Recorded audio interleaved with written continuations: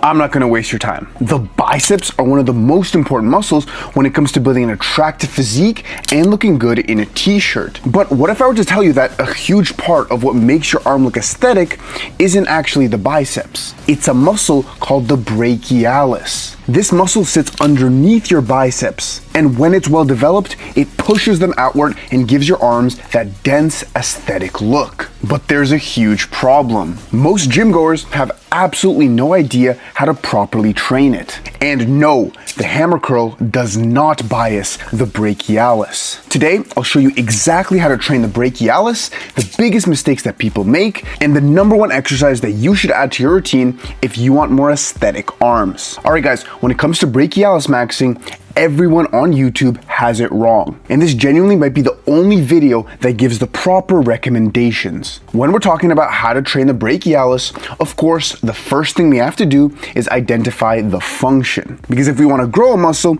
we of course have to target its function. The function of the brachialis is purely elbow flexion, which is literally just flexing the elbow, the curling motion. But this leads us to a slight problem because the function of the biceps themselves is also elbow flexion, and the function of the brachioradialis is also elbow flexion. So how are we able to better bias the brachialis itself? Well, we're gonna do that through leverages and wrist position. And the last disclaimer I'm going to give before we go into the details and the recommendations, and this is for all you idiots who don't understand what my channel is about. Yes, you can grow your biceps and your brachialis and your brachioradialis all through doing the same curl. But on this channel, we're not just trying to hit the muscle.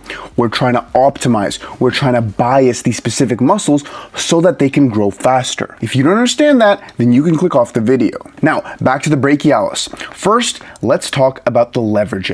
If we want to bias a certain muscle, we should train where it has the best relative leverage, meaning where the muscle is the strongest and can produce the most motor units. The brachialis has the best leverage in the lengthened position, and specifically between 0 and 20 degrees. So that means all the way down to the full extension just to around here. This is the best leverage. That means we want to pick an exercise that's hardest in that position. So we want a descending resistance profile. And this point is exactly why the hammer curl does not bias the brachialis. Most of the hammer curl variations that people recommend, whether that's doing it standing, seated, or even on a machine, they all have an ascending resistance profile. AKA, they're hardest at the top, and in that 0 to 20 degrees, they have almost no tension. Therefore, we are not biasing the brachialis, but we're actually biasing the brachioradialis. And if we just look at our reference here,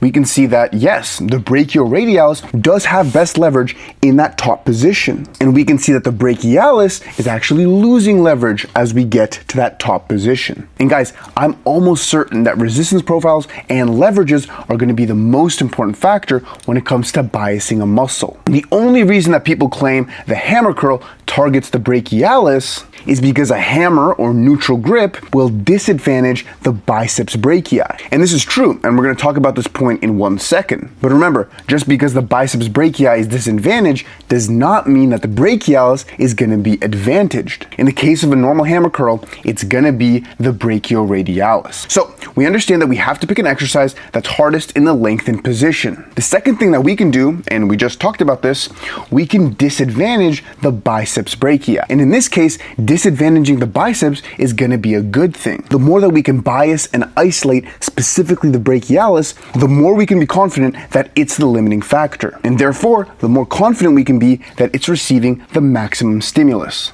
And there's 2 ways that we can disadvantage the biceps brachii. And the first one we just talked about. Since the biceps work better when you're supinated, if we use a neutral or reverse grip, there will be less biceps supination advantage and it would be put in a disadvantaged position. The second way that we can disadvantage the biceps brachii, and nobody talks about this, we have shoulder position. Listen, the biceps brachii crosses 2 joints, both the elbow and the shoulder. So that means the higher degrees of shoulder flexion, the less the biceps will produce force. And if that doesn't make sense, simply look at these images. On the left, we have an extended shoulder position. So this is going to be a great position for the biceps brachii. But on the right, we have extremely high degrees of shoulder flexion. And this is going to be a very disadvantaged position for the biceps brachii. And let me just explain it one more time so you understand.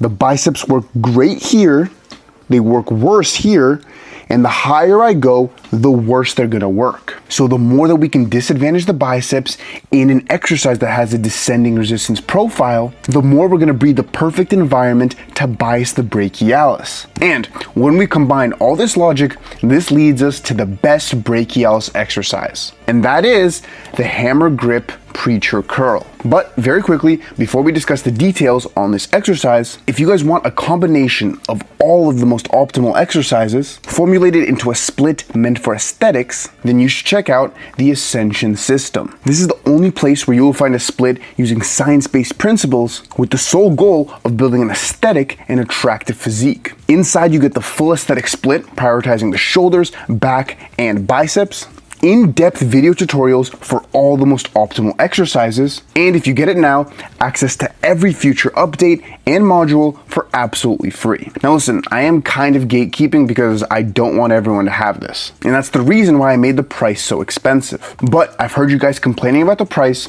so for a limited time, if you use the code SUMMER, you will save $30 off the Ascension system. The earlier that you start optimizing, the earlier that you'll start seeing results and start to get ahead. So if you're serious about your own improvement, check the first link in the description. Now, back to the best exercise for the brachialis. The reason that the hammer grip preacher curl is the best option for your brachialis is because it covers all the boxes. Firstly, and most importantly, it's hardest in the lengthened position.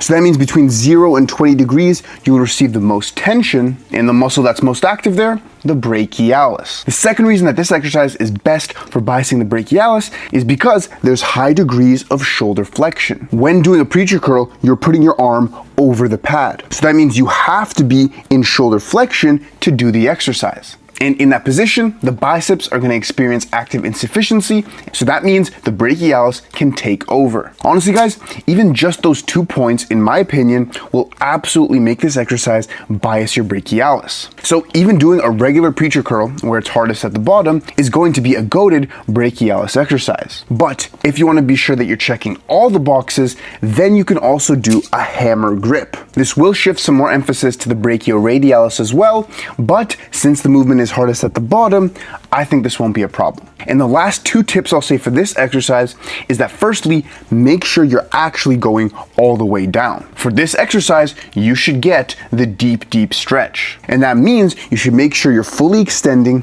at the bottom. No need to pause there or go extra slowly, just make sure you're actually controlling it and getting to that extended position. And lastly, I would do the preacher curl unilaterally. So instead of doing it with an easy bar or a barbell, simply do it with a dumbbell. When doing it unilaterally, you can focus more on your form, and because of the bilateral deficit, you'll be stronger and can produce more motor units. So essentially, just pick the preacher curl or the hammer preacher curl, and you can be sure that you are biasing the brachialis. Comment any questions down below and let me know, did you know that the preacher curl actually biased the brachialis? Leave a like if you learned anything or just enjoyed the video, and subscribe for more content every single week. And remember, if you're serious about your results, then check the first link in the description for the Ascension system. Thank you for watching.